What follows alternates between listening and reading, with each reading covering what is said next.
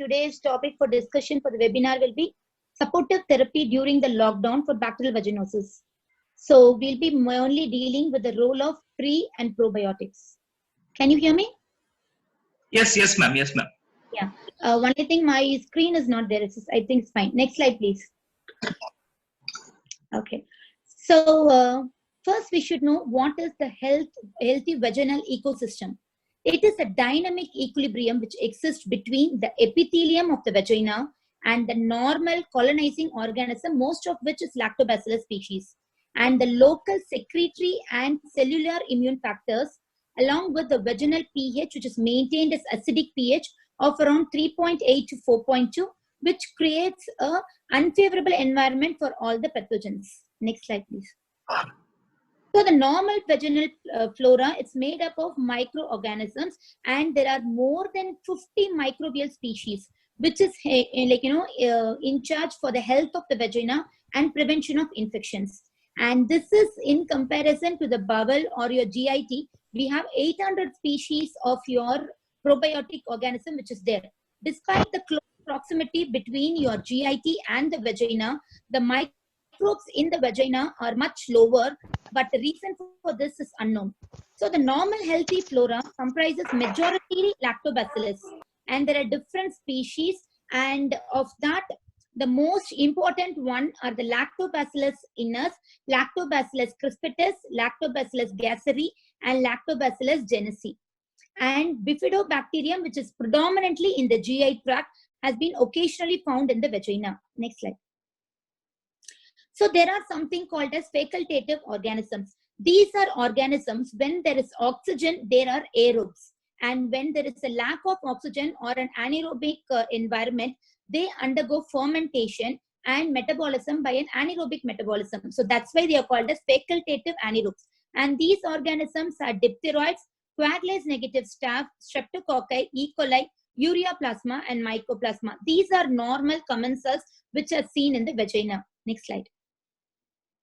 So the defense of the GI female genital tract is a synthesis of a protective mucus, acidic pH which is ranging between 3.5 to 4.5, a tough stratified squamous epithelium, inflammatory reaction, and normal vaginal flow. Next slide. So why should we need it? We all know that these infections are most common with the premenstrual period because of the lack of estrogen.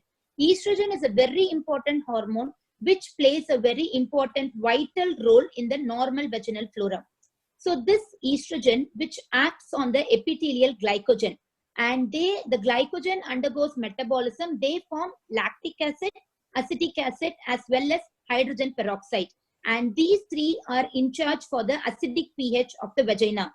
And abnormal pH, which is usually aggravated by either trauma, or if there is a low estrogen status, either premenstrual or during menses or post-menopausal status, or when there is an alkaline seminal fluid, for example, multiple sexual partners, when there is a lot of seminal fluid in the vagina, then that also alters your vaginal flora, and they cause epithelial desquamation. Next slide. So estrogen, they promote the vaginal colonization by the lactobacillus, and they also cause the adherence of the lactobacillus to the epithelial cells. Next slide, please. So in the postmenopausal, because of the depleted estrogen, there is a depletion in lactobacillus.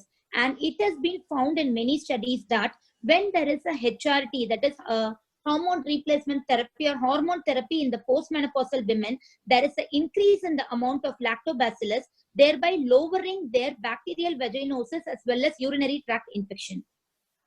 Next. So vaginal microflora, we told you predominantly it is lactobacillus. We should also know how it acts. As already mentioned, once it maintains the acidity by producing lactic acid, hydrogen peroxide, and acetic acid. There are two other mechanisms for the lactobacilli. One, it produces a biosurfactant.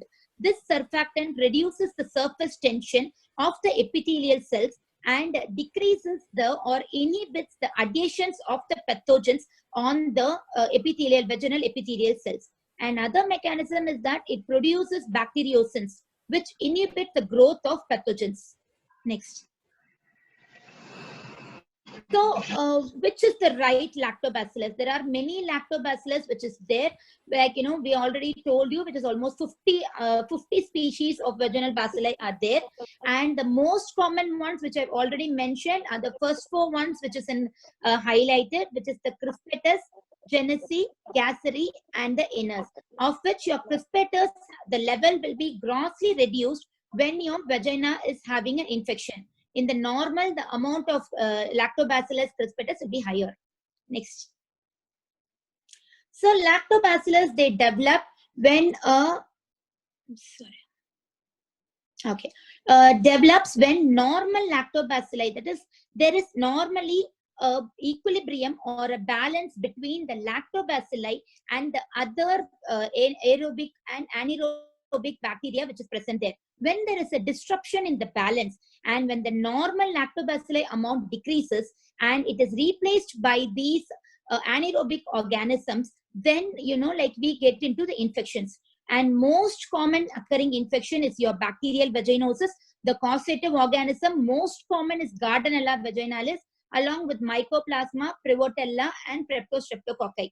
The other infections which are more predominant in lactobacillus less flora will be Candidiasis and Trichomonas. Next. So this is what we were talking about. When your lactobacillus levels are high, your pH tends to be low. And once the pH level is low, then you have a healthy flora. And when the balance gets altered, you get the bacterial vaginosis. So in the left side of the slide, you have an image which shows your lactobacillus are gram-positive rods. And in the right side, you can see a very minimal lactobacillus. For example, those blue ones are very less. And you have these gram-positive cocci and gram-negative rods, which are the bacterial vaginosis organism. Next. So female genital tract, whenever there is a disturbance, we already mentioned bacterial vaginosis can occur. The 2 other associations will be a urinary tract infection and the yeast infection, which is your Candidial infection. Next. So urinary tract, it is almost seen like 1 billion women each year have been reported, and almost 300 million cases annually worldwide have been reported. So each case episodes may last with the symptoms of an average of 6 days. These symptoms can vary between dysuria, increased frequency, lower abdomen pain, and sometimes you can have fever, pyelonephritis. So the sequelae is the pyelonephritis, and if a patient is pregnant, they go on with preterm labor. The most common uropathogen is the E. coli, but now we often encounter Enterobacteria, Enterococcus fetalis, as well as Staphylococci. And we are also seeing increased drug resistance among the uropathogens. Next. So UTI, why should UTI be related to probiotic? It has been seen in studies that UTI is when the pathogenic organism from the vagina ascends and then they replicate into the bladder urothelium, is when you get a urinary tract infection. So when a woman with recurrent UTI, there has been an inverse relationship between the lactobacilli and the E. coli count, suggesting that there is a role of probiotic in patients with recurrent urinary tract infections. Next. So we should know, basically, before going into discussion, you should understand what is vaginitis and what we call it as bacterial vaginosis. Vaginitis is an inflammation of the vagina. Vaginosis is just that, an abnormal change in the vaginal ecosystem, so that the good bacteria which is producing lactic acid, they reduce, and the excessive growth of both aerobic and anaerobic bacteria, which is normally found in the vagina. So this you have to understand for bacterial vaginosis. And it is usually asymptomatic in more than 50% of the women. But if it is not aptly treated, then they can result in sequelae such as pelvic inflammatory disease. Next. So the underlying common infection, next. So what we see, or what the patient presents to us with bacterial vaginosis, is just the tip of the iceberg. Next. So, but the remaining disease, because most of these patients are asymptomatic and we don't get to see them. So microbial, this is not per se an infection, it is just a microbial dysbiosis, meaning there is a shift from the normal lactobacillus dominant microflora to a marked increase in the heterogeneous aerobic anaerobic species, and most common of which is Gardnerella. Next. So we know already Gardnerella is the most common organism. Next. So the prevalence of is higher in the patients with infertility. Next. Because most of these women with infertility, they come to us and they get examined. So it is more detection and more association also has been found. The ranges of prevalence range between 10 to 15%. Next. In India, it accounts for around 25 to 30% of the women with infertility. They are found to have bacterial vaginosis. Next, please. So what are all the risk factors? When a patient is having frequent douching, or when they have for smoking, multiple sexual partner, when the IUCD, especially when it is inserted in a, non-sterile manner, when the patient is having a poor hygiene, previously sexually transmitted diseases, and risky sexual practices. These are all the risk factors for bacterial vaginosis. Next. So when these risk factors happen, what happens is that the vaginal epithelial cells become flattened and the lactobacillus amount also reduces, leading them susceptible for infection. Next. Next. So pathophysiology of bacterial vaginosis in female infertility, it has been found there is an increased concentration of this interleukin in the vaginal environment, which results in a free radical injury. And this free radical injury gets damaged the membrane integrity and flexibility. And this also alters the sperm's motion, motility, and fertilizable capacity. So it disrupts both fertilization as well as implantation. Next.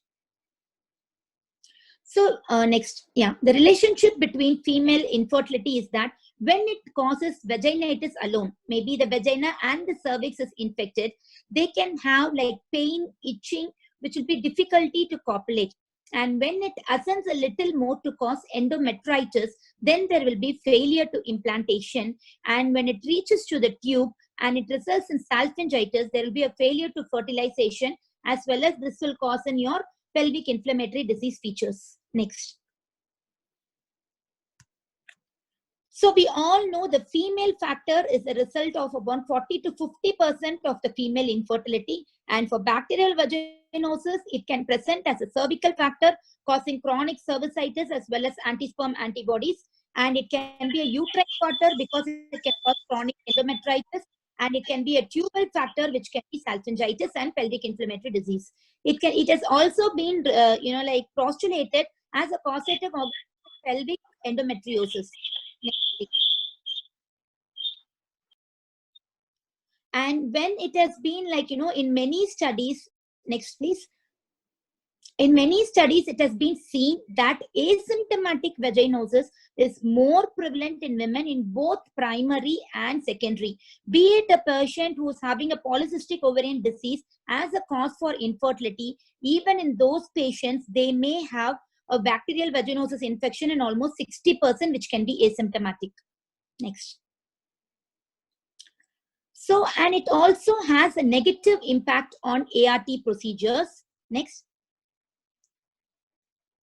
Once there can be a contamination from the vaginal and cervical secretions, and these microorganisms through the needle puncture, during the ovum pickup, it can be entering from the vagina and it can enter into the peritoneal surfaces. Next. And during embryo transfer, the secretions or the infection which is there in the cervix can enter into the endometrium, damaging both the developing embryo as well as can result in endometritis. Next. So the sequelae for bacterial vaginosis or a urinary tract infection, it has been postulated that it can be resulted with an increase in viral infection. It can be herpes simplex virus or increased susceptibility to HIV, increased HIV shedding, so that the increase in the mother-to-child transmission of HIV and increase in the HIV transmission to the partner, along with increase in the human papilloma virus, and there can be early pregnancy loss after IVF, And there can be also recurrent urinary tract infection, PID, endometritis. Next. So diagnosis of bacterial vaginosis, we all know it is by Amsel's criteria. 3 of the 4 criteria, if it is present, we say it is bacterial vaginosis.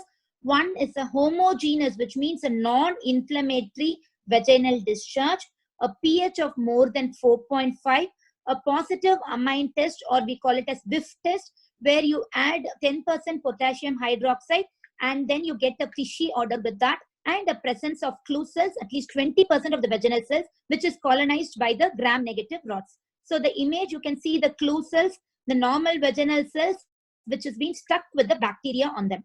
Next. So the other scoring system for bacterial vaginosis is the Nugent scoring, or which is actually, it is not used for day-to-day practice. It is only used in the research setting, where you want to study on the bacterial vaginosis only for the research setting, and it uses a gram staining. It gives a score between 0 to 10. A score of less than 3 is considered negative. A score of 7+ is considered positive, and 4 to 6 you cannot decide, it is intermediate. Next, please. So here it uses a gram staining with the vaginal swab, and if it is predominantly gram-positive rods, that is a lactobacilli, you get a score of less than 3, which means it is negative for bacterial vaginosis. And when the score is more than 7, which means a predominant of gram-negative rods or gram-positive cocci, then it is significant for bacterial vaginosis. Next slide, please. So treating bacterial vaginosis has increased pregnancy. This has been, many studies have been postulated. It has been, the pregnancy rate is almost doubled after treatment for bacterial vaginosis. Next.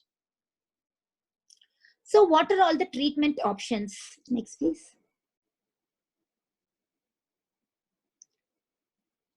We all know the antimicrobials are the mainstay of treatment. So it is for bacterial vaginosis, we have antibiotics, mainly it is metronidazole and clindamycin. And for antifungal, for the candidial infection, candidial infection, antifungals, they remain the mainstay of therapy. But what is the problem is that you need a prolonged duration of therapy for the complete cure. And even with prolonged administration, there is a higher rate of recurrence, which is almost more than 50%. And they have an associated side effects, including rash, GI discomfort, and patient non-compliance. Next. So the ideal treatment, because we know the disease is recurrent and there is an emergence of multi-drug resistant, as well as the patient's dissatisfaction to the side effects, you have to know a better way to treat and prevent the infection. And probiotic is become an alternative strategy to prevent the disease, because actually this disease occurs because of the alteration in the vaginal ecosystem. It means your lactobacillus is reduced. So just by giving antibiotic, you don't deal with the primary cause which is there. So your probiotic will replace your lactobacillus in the flora, and that will be the ideal treatment which will prevent recurrence. Next.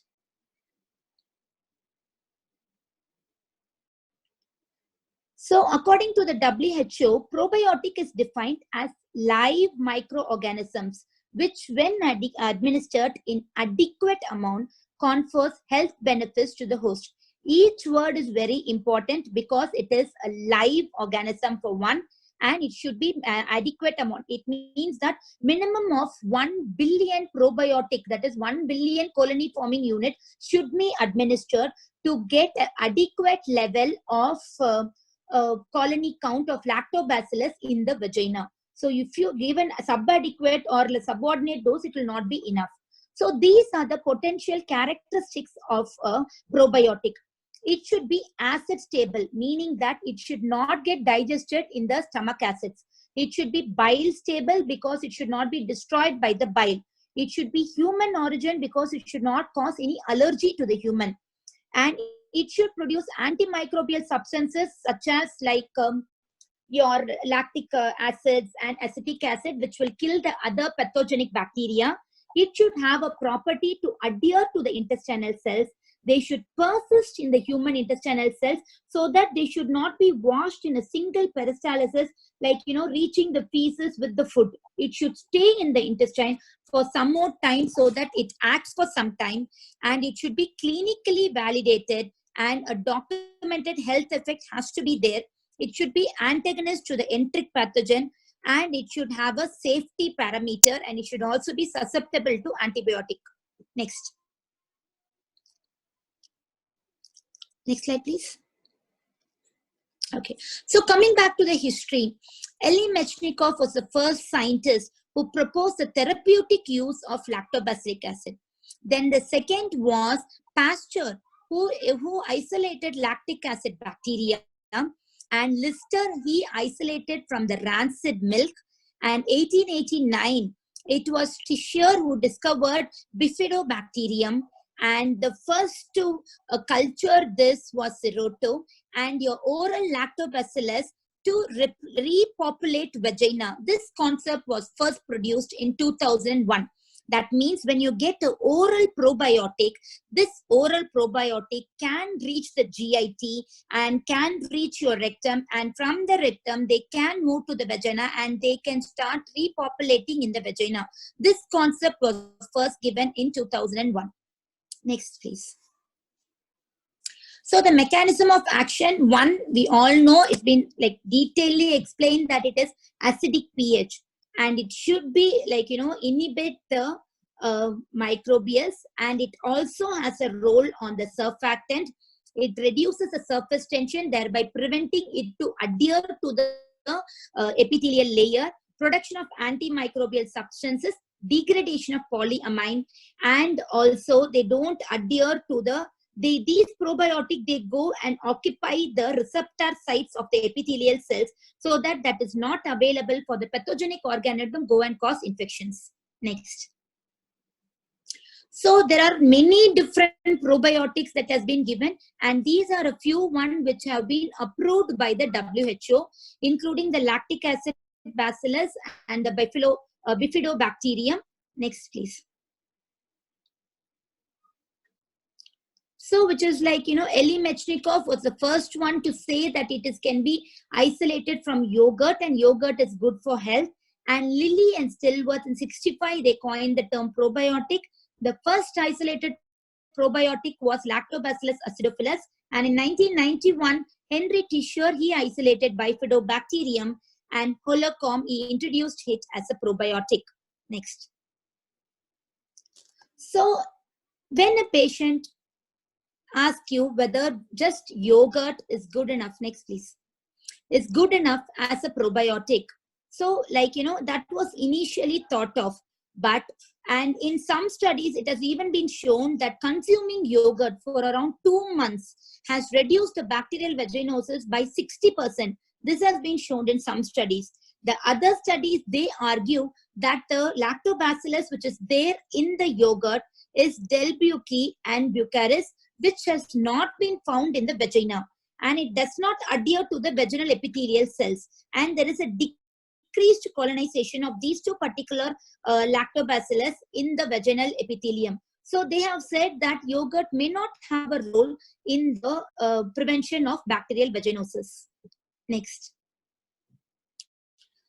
So these are again an extensive list of your lactobacillus and bifidobacteria, but the few things which I want you to know is that other than your lactobacillus and bifidobacteria, you also have Enterococcus faecium and Streptococcus salivarius intermedia, as well as Dactylitis. All these things have been approved by the WHO for the probiotics.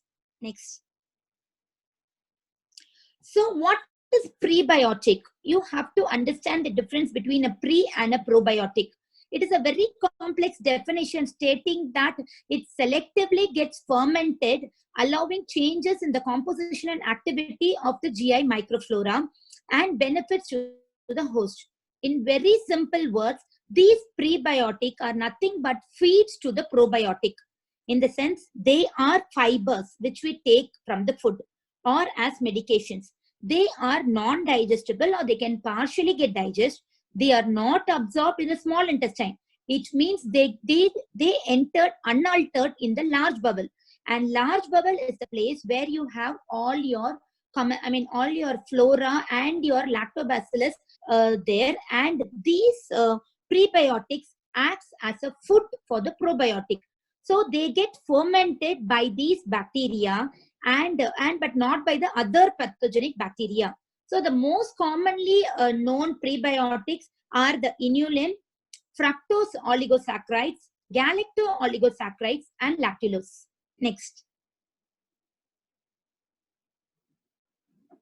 So humans cannot digest prebiotic. They reach the large bubble. They get fermented by the probiotic bacteria and they form a feed for the probiotics. Next, please.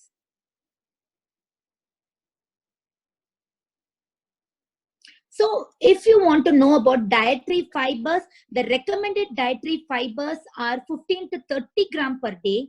And the food which is rich in fibers are your legumes, peas, beans, oats, bananas, berries, asparagus, garlic, and onion. All these food are prebiotics. These are fibers. Next, please. So the prebiotic, already told you, it acts as a selective medium. It provides the nutrition for the probiotic, that is the bifidobacterium and the lactobacillus. It has other roles also. Once they get metabolized, they form short chain fatty acids. The most common fatty acid is formed is the butyric acid, and this results in an acidic environment. And next, please. And humans do not have the enzyme permease to digest it. So this is get digested only by the lactobacillus as well as bifidobacterium.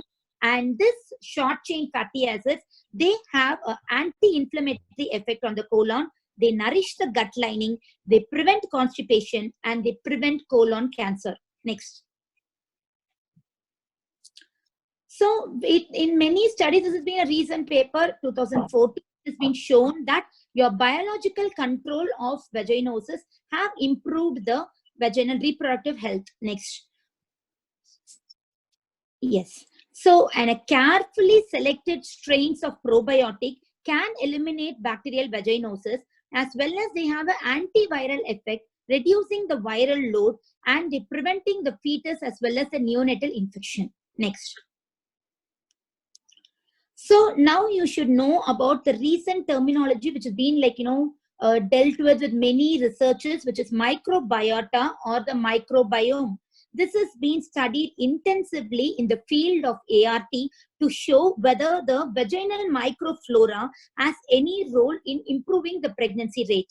And it has also been shown a therapeutic action in your gastrointestinal tract, your genitourinary tract, your immune system, and cancer cells.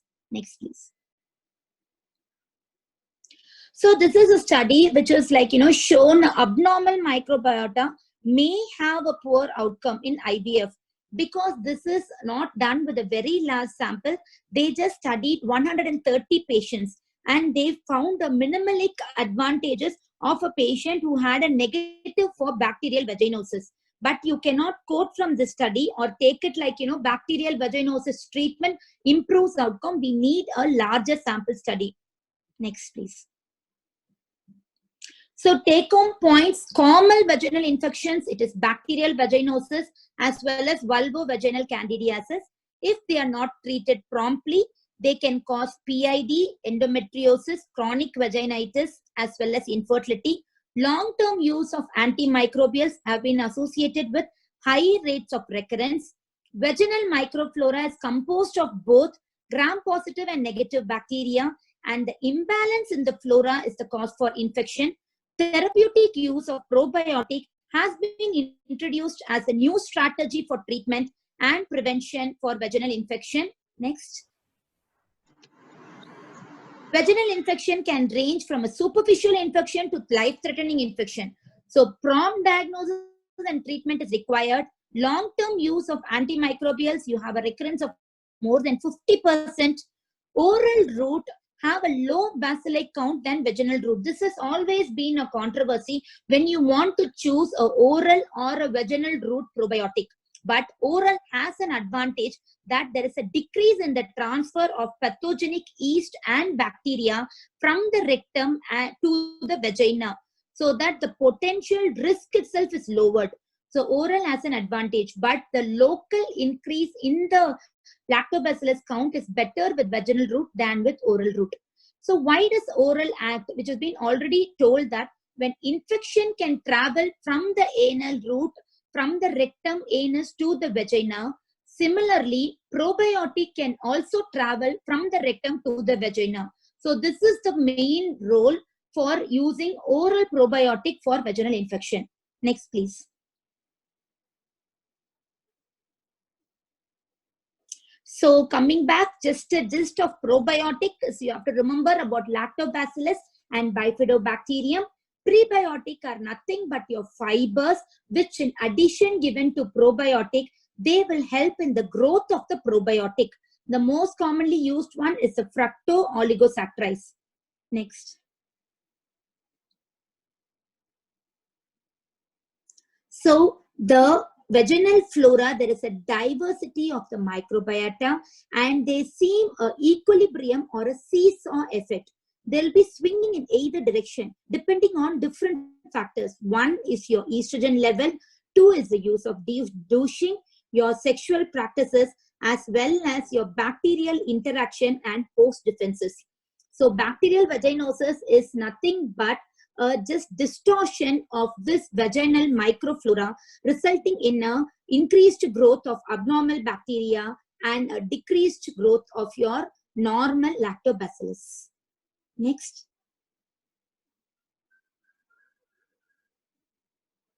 Thank you. I think we have come to the end of the session.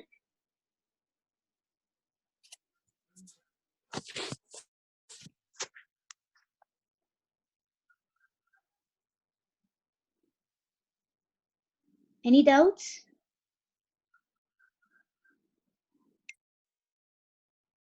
We can chat also if we can't speak.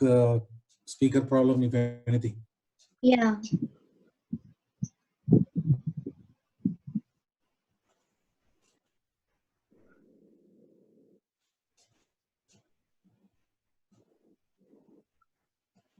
Thank you for the wonderful presentation, Dr. Priya Kannapan. One question. Thank you. Was One question. simply a question from Dr. Jayachandra. Yes, sir. There was a nice presentation, madam. Very nice and a lot of new information.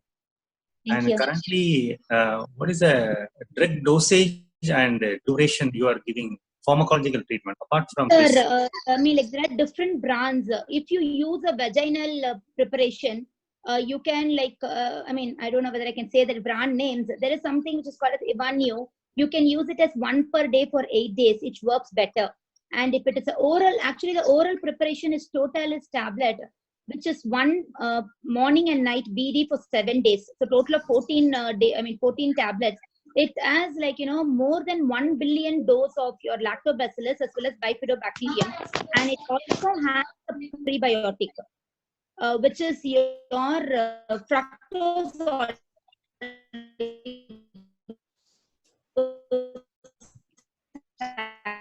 Not audible.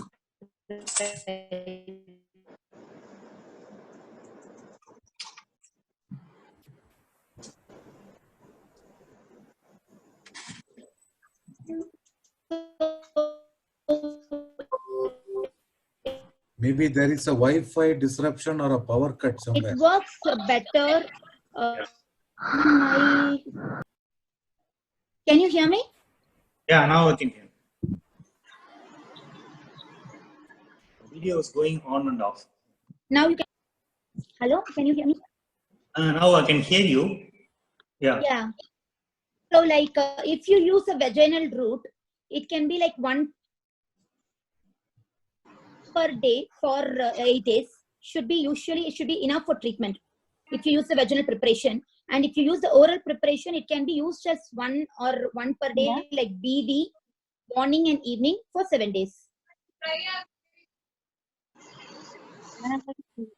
What is available in the market, madam? Vaginal use of vaginal use is Evanio tablets are available, sir. Evanio. It's available. And oral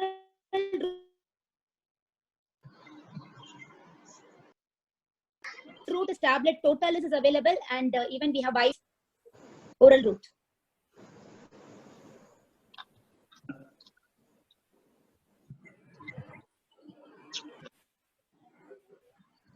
once you establish the diagnosis, madam, can you hear me?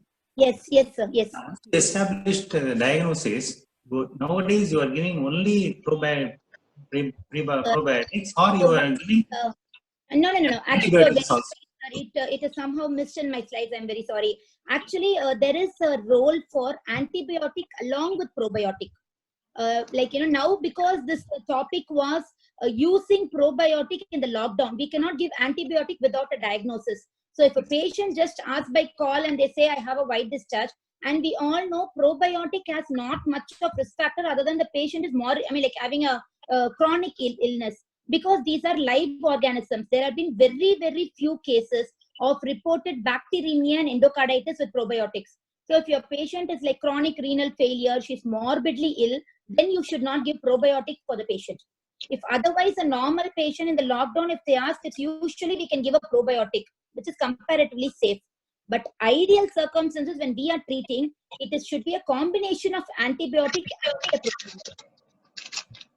It works with a combination. Antibiotics along with the antifungal also you will give, madam. Yes, sir. Yes. You have it in the form, whether you give it as 3 tablets together, or you can even give it separately. You can give it mycin or metronidazole. Okay, madam. Thank you. Thank you.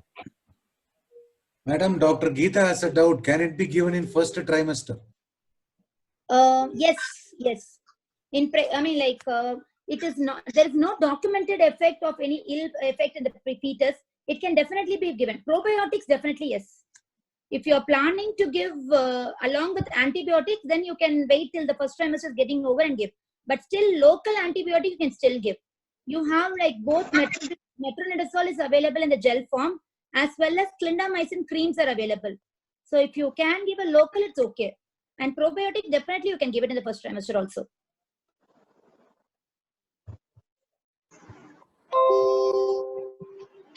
Because it has been nowadays suggested for ARTs, IVFs, so I don't think it is having any ill effect on the fetus. Madam, excuse me.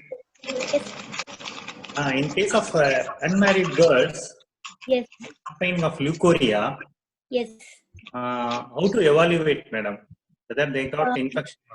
So we cannot do a speculum. First one is history, whether they are sexually active or not. If it can be got, it's very good. If we cannot get it, we assume that it is a poor hygiene. We educate them. Most of them are used to giving lot of soaps and antiseptics on the local washes. So when they wash that, it kills away your natural probiotic lactobacillus. So first is advice about hygiene and about the undergarments, what kind of soaps they use on that. Because those hygiene related issues are more common with the young college going or school going girls. So with that, if you add on with the probiotic, usually they recover very well. And advice is very important for them. Commercially available solution we can't use, madam. I don't actually believe with the eye washes and other things. Ideally, it should be used only for the outside. But many times people use it for inside. They put a little bit inside the vagina and other things. So that is the reason for getting the infection, bacterial vaginosis. So for you outside use, it's fine. So inside they cannot put anything. So just plain water should be good enough. In that case, unmarried girls, can we give empirically metronidazole, madam? I don't know. If you find, sometimes, sir, when we do the local examination, you can see the secretions. So if it is like, if it is not the physiological ones and it looks like bacterial vaginosis, yes, you can do. Ma'am, Dr. Visalakshi and Dr. Vandana, they say nice presentation, ma'am. Very clear and extensive presentation, ma'am. Thank you. Thanks a lot. I'm Dr. Geeta here, madam. Good evening. Very nice it was actually. Just I wanted to say one thing actually in our younger age, when my grandmother and other things, they used to use buttermilk. Actually, after the menstruation on the 5th day, when they have hair wash and other things, they would advise that buttermilk in the It's just mug of water, and they used to give it as just a wash. Now I am just really thinking so good, and they were so intelligent, and they knew that maybe it has pre-probiotic. Maybe that is the reason. Actually, like when I was going through, madam, like I found a few YouTube videos which are scary. They Okay. said put hydrogen peroxide into your vagina because lactobacillus mechanism of action is hydrogen peroxide. So they Okay. said put hydrogen peroxide, wash your vagina with that. Then they said put your apple cider vinegar and all those things. Very, very scary things as home remedies for bacterial vaginosis. So I Okay. think, we should also tell patients not to follow those things. Maybe buttermilk may not harm much, but Yeah. hydrogen peroxide into your vagina will definitely burn. Yeah, definitely, Yes. definitely. And like you get videos like like some people, they just upload it like natural treatment. So we should also tell patients, if they see those things, they should know that these are not right the things. Yeah. I prefer eating the like curds, and it's very, very good. Okay. So local, we don't know, madam, whether directly applying that, whether it goes and like I mean, like it goes and the kamalsa sticks there, I don't know, but maybe if it works, it works. Yeah. And one more thing is, in first trimester, suppose if you want to give apart from pre-probiotic, can we use local metronidazole gel? Yes, local you can definitely use, madam. The side effects is very minimal, nothing. So local Yeah. definitely. Yeah, like how do you use, like now many preparations have come, single usage. Actually, the recommended is 0.75% gel, but I think only 2% gel I've seen. I don't know, maybe the other, whatever percent, 1 or 2% gels are available. So I think, 5 grams of the dose should be applied.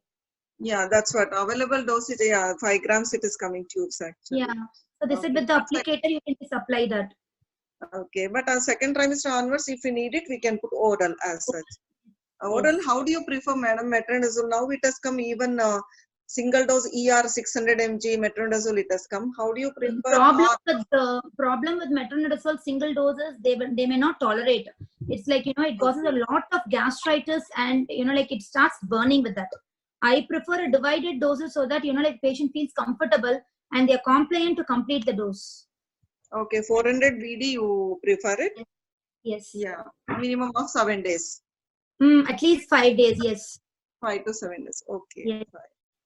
It was a good lecture, ma'am. Really, we enjoyed it. Very nice. Thank you. Thanks a lot. Thank you. Okay.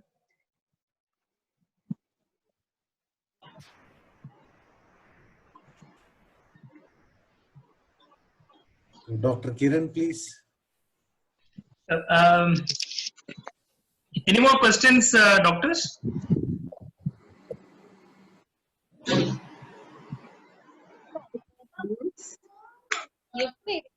Madam, do we have the permission to mail the presentation if any doctor is going to request? Because quite a few doctors have informed that they are not able to log in for tech reasons. Oh. So will it be okay? We should not do it without your permission. So yeah, maybe we'll talk that. Can I talk to you? Yes, ma'am. Okay. And I will also like to talk, thank Dr. Kiran as well as the Shield Pharma. And it was a technical problem from my side too. I was not able to load my presentation, and Dr. Kiran helped me with that because through his system we logged in, and I was able to present. Very many thanks, Dr. Kiran. Thank you for the lovely opportunity, and thanks Shield Pharma for giving me this opportunity. Thank you, ma'am. Once again, I think it's our privilege always to host you, and for me, again, personally, I feel very happy hearing you. And Thank you. I hope all the doctors enjoyed the session, and especially a lot of preparation you put in, ma'am, for all presentation. I know that. So thank you once again for everything, ma'am. Okay, thank you. Thanks a lot. So, shall I log out? Yes, ma'am. Yes, ma'am. Okay, thanks. Thank you.